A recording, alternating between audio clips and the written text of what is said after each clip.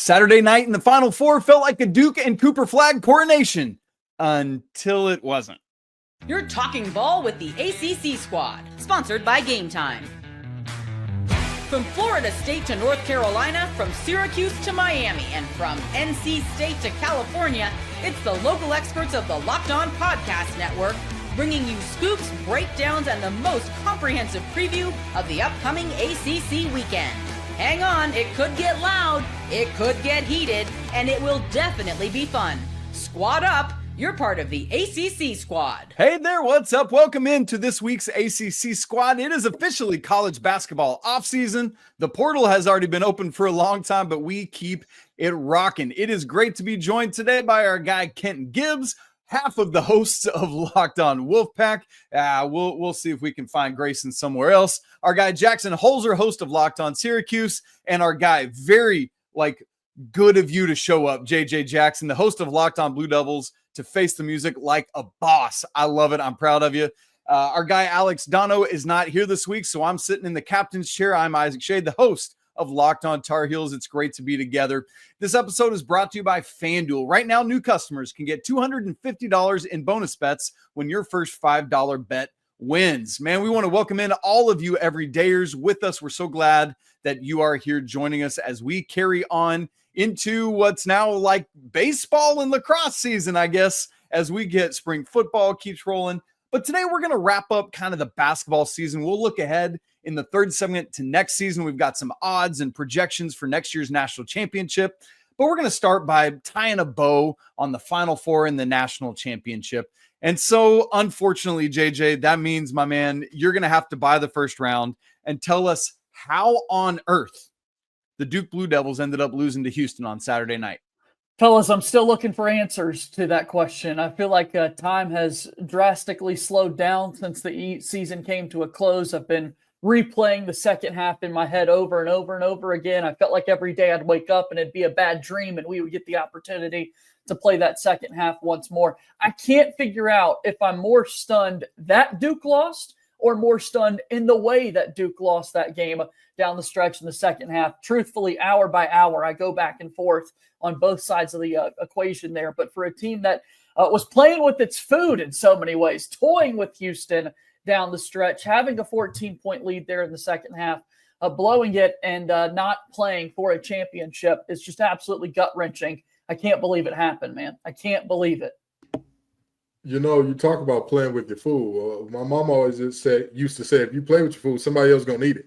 And that's what happened here. Yeah. That's what happened. You know, Duke messed around, toyed around, mucked around long enough, and Houston happened to eat it. But I do think that this is one of those moments that we need to kind of look at the old adages of the NCAA tournament and ask ourselves, how true are they?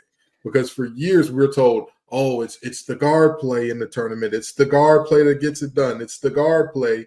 And yet, what was the defining factor in this game for Houston more so than anything else? In my opinion, while people talk about the late over-the-back call, whether or not it was a foul, while people talk about, oh, Cooper flag and Concord, you should be able to roll the ball out and get a bucket.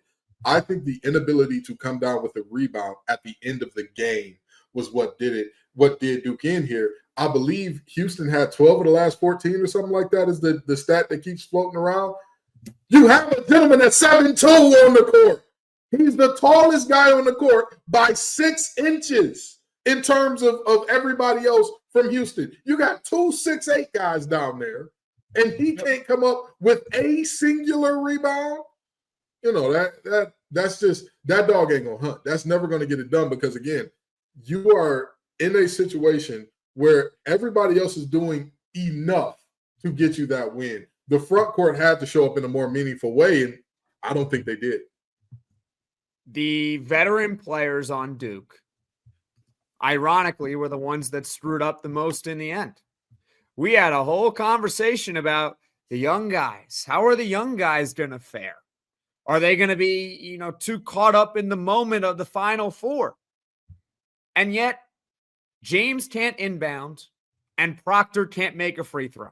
Oh, those are veteran guys, and they just couldn't get it done. I'm more stunned in the way they lost. Yeah. If they had lost to Houston, I would be surprised, but I wouldn't be shocked. I thought the game was over. They're up by double digits in the second half. They're not going to lose. They're up by 6 with 30 seconds to go. They're not going to lose. It's Duke. They're running away with this thing. They're going to go to the national title game, and they're going to beat the brinks off of Florida, and they're going to be celebrating another national title, and we're going to sit here and try to claim ACC pride. And then the fundamentals, inbounding the ball, making free throws, getting rebounds. I'm stunned. And one of the storylines that has bothered me is the narrative of like Cooper Flagg lacking a clutch gene. This dude had a masterful basketball game. He missed a 10-footer with a shot at the national championship game on the line. That was not what cost Duke this basketball game. It was the 10.5 minutes before that where the Blue Devils couldn't hit a field goal outside of like the one Cooper Flagg 3 that I thought was a dagger, or the technical on JoJo Tugler that I thought was a dagger, right? It's like the inability to make a field goal for that long a stretch outside of the Cooper 3 from that right wing. It was befuddling to me. I'm stunned. JJ, how has that narrative been around the Duke fan base? Yeah, a lot of people are wanting to talk about that for sure. You think about what Cooper Flagg was able to do, making that 3-point shot with under 3 minutes to play. That extended the lead to 9. The very next possession, guys, if you recall, Cooper Flagg in help side doing what he does, blocks it 4 or 5 rows into the seats there, and you're like, okay, yes, this is it. This is going to happen. And then it just didn't.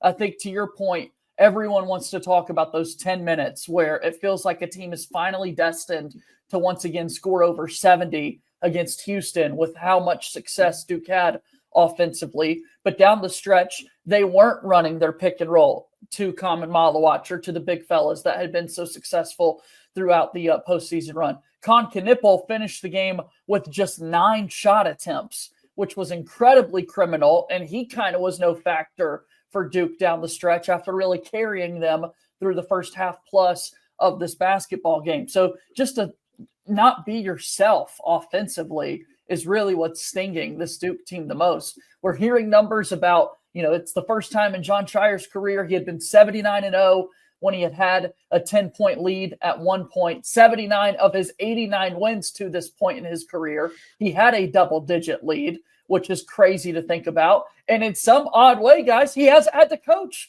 that frequently in these close type games. And so Duke started to take the air out of the basketball in the second half, and that was very, very, very clearly the wrong decision. Cooper Flagg did not choke. Yeah. Okay? Can we just get that? He didn't choke. He missed a shot. Yeah. Just like every college basketball player in the history of time, same thing with NBA guys, even the greatest of them all have all missed shots, even in the clutch. He missed a shot. He got a 10-foot shot at the rim. It was a good look. JJ, you would have taken that shot. If I would have told you before the game, if I would have told you before the game, they're going to be down 1 with like 10 seconds left, and Cooper Flagg is going to get a shot to basically win the game from 10 feet out from, what was it, the left elbow? Yeah. Would you take that? Yeah. He just missed it. Yeah. It happens. He missed a shot. It's unfortunate. It never should have come to that. Kenton, your face tells me you disagree. Hey, listen, I'm going to say this. The only fair criticism I've heard of Duke pretty much all weekend is that the bigs need to go see the Wizard to go get some heart, and that Cooper Flagg may be lacking the clutch gene. Clutchness is not just that last shot. Clutchness, 10.5 minutes, and all you can muster is 1 basket? What are we doing here? Oh, I'm sorry. This is, Cooper Flagg is just some random 18-year-old. He's an end-of-the-bench guy. He'll be back at Duke next year hoping to crack the rotation, right? No! We're talking about a number 1 overall pick. We're talking about a guy that people are having arguments or conversations. Is he generational? Generational don't go 10.5 minutes with 1 bucket. Not in college. Not against 6'8" bigs that are going to be playing in La Liga El Baloncesto next year. No. Sorry. That's not what generational does. I'm not saying that Cooper Flagg needs to put on a 30, 40-point show-stopping performance, but down the stretch, we have seen guys like, hey, what more do you want from them? I think you can ask a lot more than one made three in the last 10.5 minutes of play. I think that's fair to ask of a number one pick, a bona fide consensus number one pick, to where nobody's like, oh, yeah, well, there is this other guy that we should be looking at. I'm sorry. In my opinion, you need to close the game. You need to bring the game home. When I talked about the difference between Duke and Houston, I said both teams are very good. The difference is one team has Cooper flag and one team does not. And it didn't end up mattering in this one. He had 27 and 7, and he hit a three-pointer to put Duke up 9 with 3 minutes to go. I understand he's not perfect. He missed a shot at the end. You would like him to maybe do a little bit more in the end. How about, why are they giving up a three-pointer up 6 with 30 seconds to go? Hello? Defend the three-point line? Hello? How about an inbound? Was Cooper Flag the one doing the inbound? Did he miss the free throw, or was it Tyrese Proctor? Other guys screwed up more than Cooper Flag did. Cooper Flag was the one who gave up the three. He was the one who gave up the three. Okay. And guess what? James couldn't inbound the ball, and Proctor missed a free throw. Where is James going to be next year? There's more of this conversation we need to have, because there's some intimation that this is on the players. JJ was talking about maybe taking the air out of the ball a little bit too early. So I think there's a conversation to be had here about, is this more on John Shire and the staff, or the players for messing it up down the stretch of this basketball game? And then we got to ask a bigger picture question about our conference. There was already questions about the ACC and their weakness. Is Duke's loss a further referendum on the ACC, or is this just a one-year outlier and we'll be back next year? We're going to have those conversations and more coming up in just a second. Right after I tell you about our good friends at FanDuel. The NBA playoffs are almost here, and FanDuel is giving new customers an incredible way to get in on the action. Right now, when you join FanDuel and place your first $5 bet, you're going to get $250 in bonus bets if your bet wins. Man, I love how FanDuel makes betting so easy, whether it's picking my favorite team or diving into player props or whatever it is. From three-pointers to steals to assists, FanDuel has so many ways to bet your favorite player props. Plus, after the game tips off, you can even combine different live prop bets into a same-game parlay for a chance to win big. I was looking ahead at the 2026 NCAA Tournament Championship odds. Duke leads the way right now at FanDuel at plus 1,000, Houston at plus 1,200, and then another ACC team, Louisville. How about that? Tied for third with Purdue at plus 1,400. So, don't miss out. Head right now to FanDuel.com and claim your $250 in bonus bets today. All right. ACC squad, we're unpacking the Final Four. We're tying a bow on this thing. We sat here last week pretty sure that Duke was going to at least make the national championship, if not win it for this conference. And we sit here, and unfortunately, neither of those two things happened.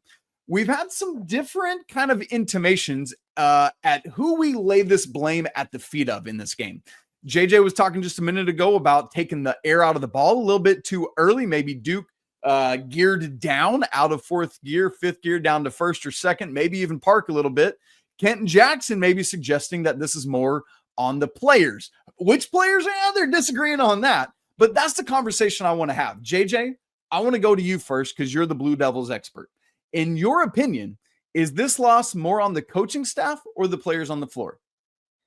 I think it's got to go to the coaching staff. I just feel like when you take a look at what this Duke team was able to do down the stretch in a basketball game like this, to make the decision to slow things down, to keep certain players on the floor who clearly didn't have it. I mean, Kaman Malawach was out there for way too long and was not in this basketball game for a variety of different reasons that are out there. Malik Brown was better at times. Caleb Foster had one of his best halves of basketball for Duke in that first half and wasn't given a chance in there. And then when it comes to the end of the game, yes, there were, the Sion James inbounding situation still is so painful. I never thought there'd be a world where we'd be talking about this, but draw something up to help us out a little bit here to get the basketball to somebody. Maybe put Malawach in there, who's 7'2", and as Kenton alluded to a little bit earlier, is taller than everybody, shoots it at a better free throw rate than Tyrese Proctor, by the way, by over 15 points at the free throw line, that is, percentage points, that is. So, I just, it's hard for me to go there. in terms of putting the full blame on the players. I understand the coaches aren't the ones out there missing the shots and doing these things, but I think John Shire would be the first to tell you this is one that's going to haunt him for the rest of his life. And no Isaiah Evans. He didn't get much of a chance there. Patrick Ngangba didn't get much of a chance. That was interesting to me as well. I was like, if we're not hitting, let's let Isaiah go chuck a couple from deep and see if we can knock a couple of those bad boys in. Go ahead, Kent Jackson. I'm sorry I cut you guys off. You're good. In a collapse like this, there's blame to go around for everybody. And I suspect folks are going to say, oh, that's the cop-out answer. But let's be honest here. This is one of the most massive collapses we have ever seen. Like, this is not something where we're just like, yeah, this is completely founded. This is a situation that happens all the time. No, historically speaking, there are tons of data points that make this loss an outlier. So, yes, there absolutely needs to be blame on John Shire for saying, all right, we're up. Let's kind of coast to the finish line. You cannot let the final clock beat other teams. I am telling you, as an alum and as a fan of a team coached by Dave Doran, I have watched him try it time and time again to ill effects. I am telling you right now, trusting the clock to beat your opponent is a terrible idea. Hopefully, Shire gets the idea now. But again, we cannot talk about most loaded team in the country. Oh, they're the biggest team in the country.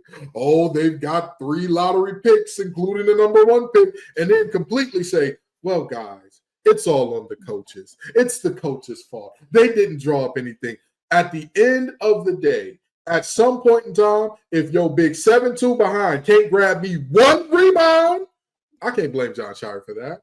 If my number 1 pick goes 5 of 15 inside the arc, you heard that correct, 33%, 5 of 15 inside the arc, what am I supposed to do with that?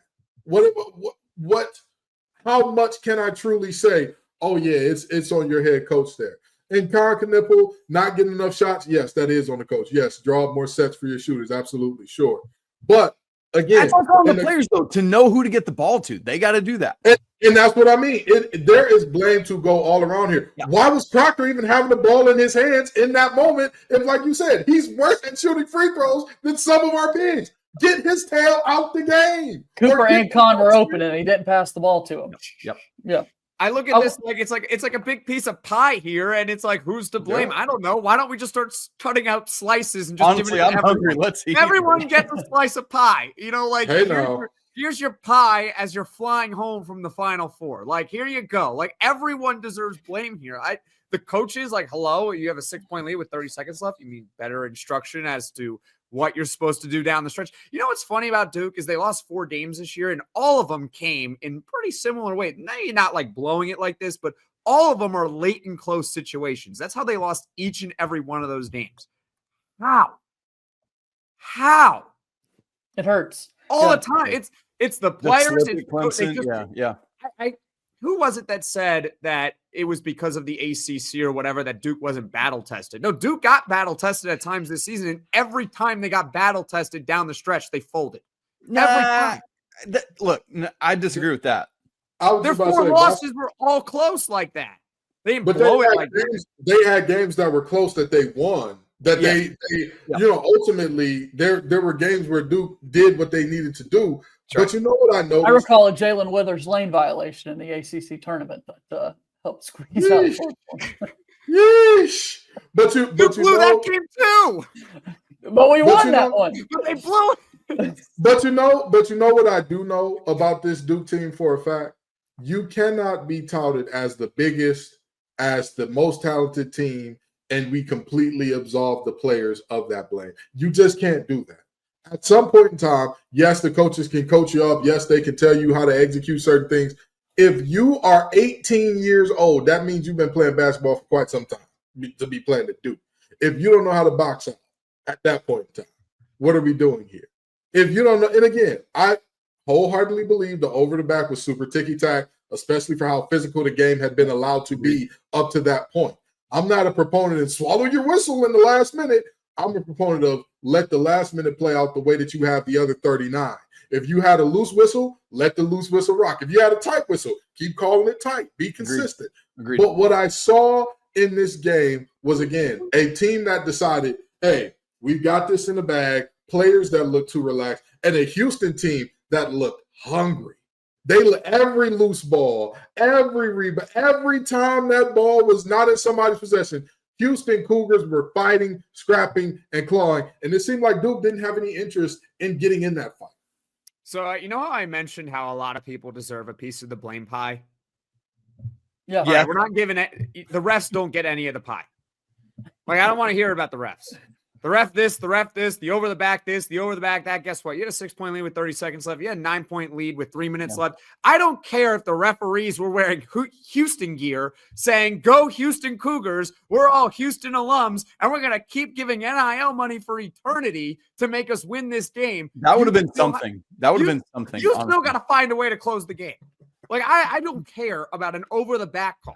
Like, I really don't. So the refs, to me, they don't get any blame pie. There were also the two blown out of bounds calls that were clearly off of. There was the one, was it off of Knippel's foot? That was clear, that went back to Duke. And there was another one off of somebody's fingertips, off of Duke player's fingertips, that went back to Duke as well. So it's like, we're going to find those. And anyway, it's just unfortunate that over the back was in such a critical moment. Yeah, and then the Houston fans are complaining about a goaltend that happened in the first half of the national title game. Thinking, hey, if we counted that thing, all of a sudden, everything would play out the exact same way. So really, we tied. I just wanted to add one stat for context here that I've been going to over and over and over again this week. And Duke's the only team to have an NCAA tournament game with a higher field goal percentage, more free throw attempts, more assists, fewer turnovers, and more steals than their opponent, and yet still lose. Teams had been 335-0 prior to that. Painful. 335-1. That's a pretty good win percentage, but not zero anymore. Well, JJ, we applaud you for coming and dealing with all the smoke here. I know that's not easy to do as you unpack this historic season that ended in an We'll be back. Do what? We'll be back. We will. I saw Nick Bird from San Diego State say that and transfer 2 days later. So we'll see what happens with that. Okay, boys. All right, boys. We got to look at what this means for the ACC. Is all of this a referendum on our conference? And how are things going to look this year? I think we're off to a better start in the transfer portal. But, man, we got to go out and do it on the floor. That's the conversation we're going to have as we come back. Stick with us.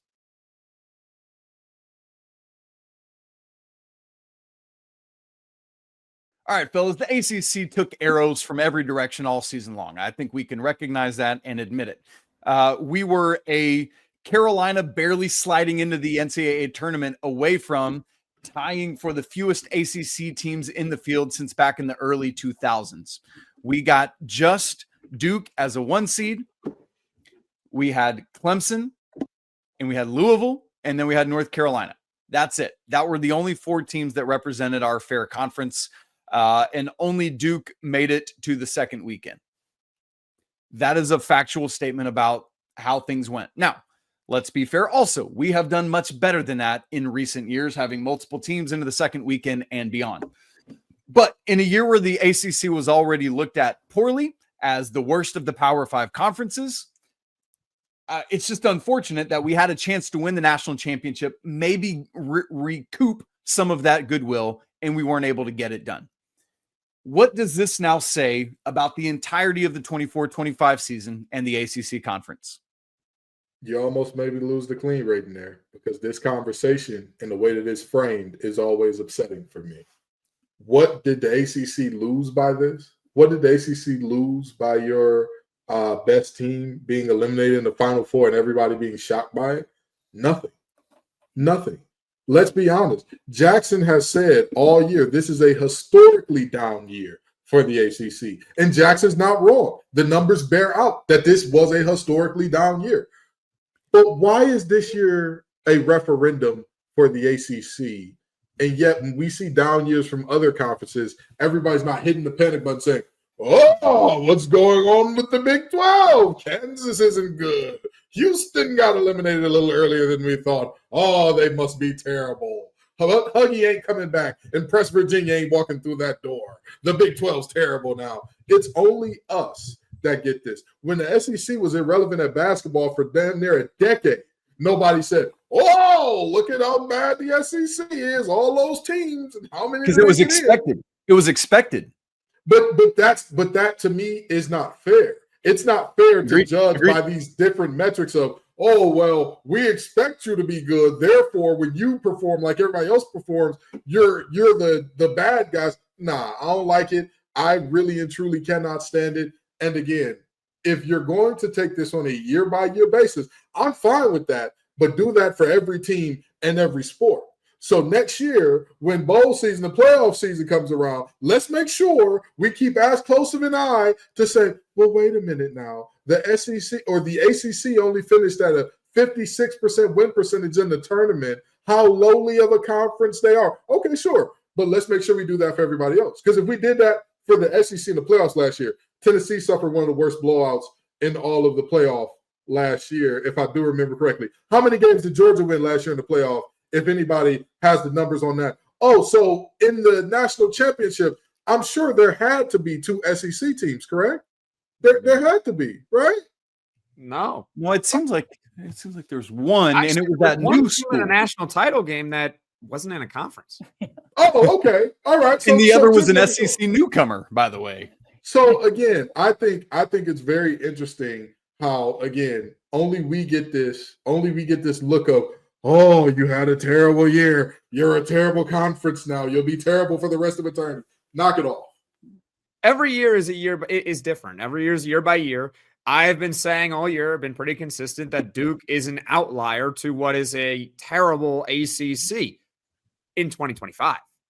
That doesn't mean the ACC is going to stink next year. In fact, look, it could always be worse, but like, is it really going to be as bad next year in the ACC? I mean, have we looked at what Louisville's doing in the transfer portal? I mean, Louisville's like crushing it right now. Yes. Year 2 impact Kelsey.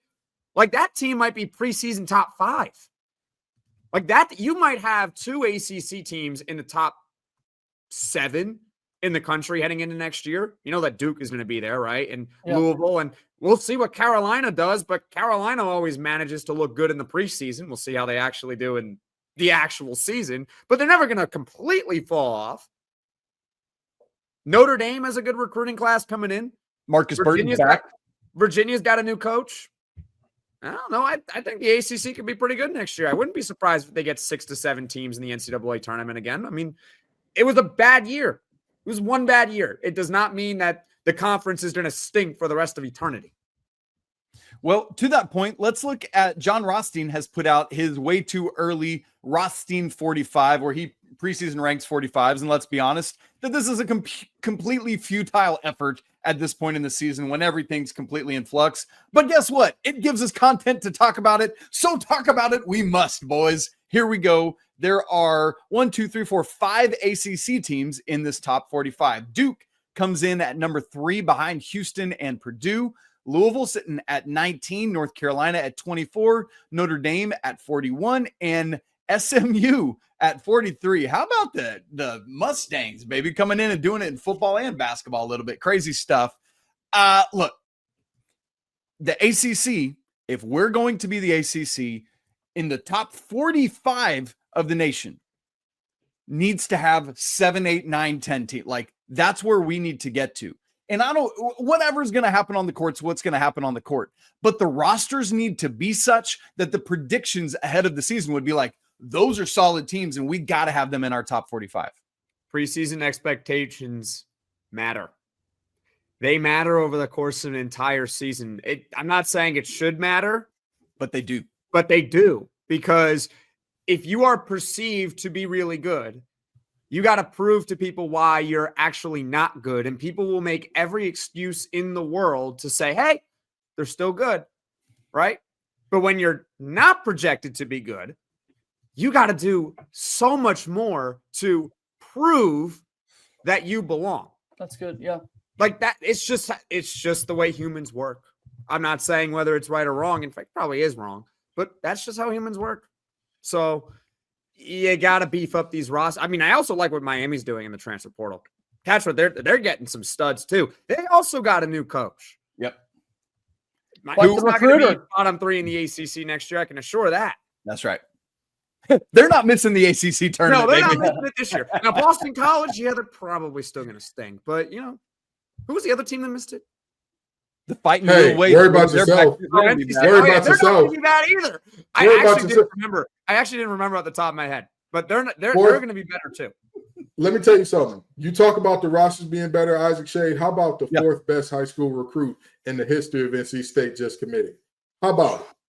How about going in the portal and filling multiple must-fill gaps on the team that objectively, when Coach Keats left, when Coach Keats was fired, rather, let me not say left. When Coach Keats was fired, a lot of players left. That turnover, that's what you expect. Sure, but you talk about rosters getting better and all this preseason expectation and all that. The one thing that I will say I love about college basketball and I'm jealous of that college football does not have. For as much as people hate the Ken Palm rankings, at least they have some semblance of, well, everybody doesn't play everybody, but this is the closest we could get with the information we have. I remember there was a year, not too many years ago, where I believe it was the Sun Belt Conference beat multiple teams in the Big 12. They beat a team that played in the Big 12 championship, a middle-of-the-road Big 12 team, and a bottom feeder. But all three of those teams were mirror images in the Sun Belt. One of the teams that won was in the Sun Belt Championship in the Louisiana Raging Cajuns. One of them was middle of the road. One of them was terrible. And so there's at least a reference to say, well, wait a minute. Are we overestimating how good we think these teams will be? I don't give a rat's behind what the preseason expectations are. Oh, we think that the ACC is going to be bad. We think they're going to be this. We think they're going to be that.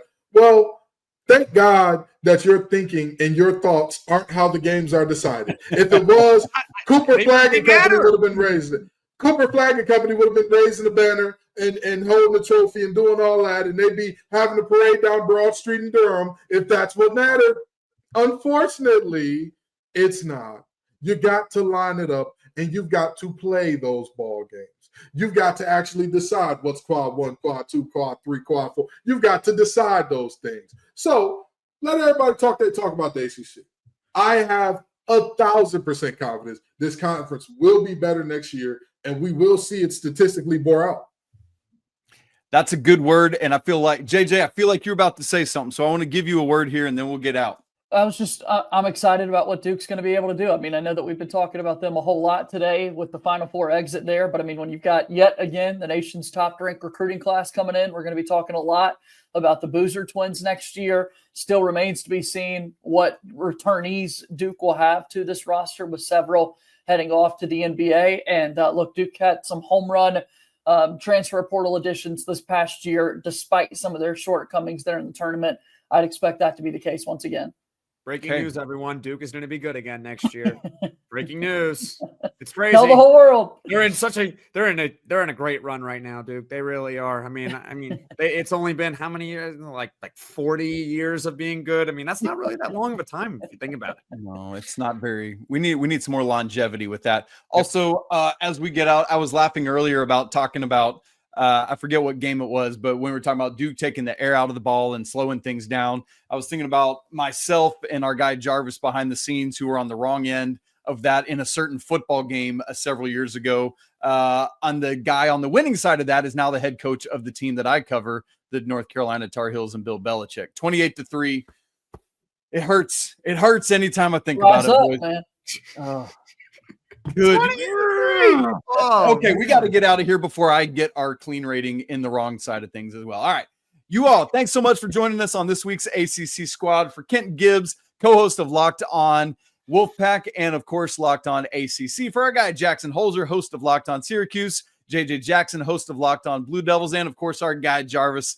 I almost said on the ones and twos like you're a DJ back there. I love that. That should be absolutely your new title. I'm Isaac Shade. We'll be back next week. Hopefully our guy Alex Dono will be here to wrangle us all in, and we'll make it happen. Hope you all have a great week. Until next time, peace.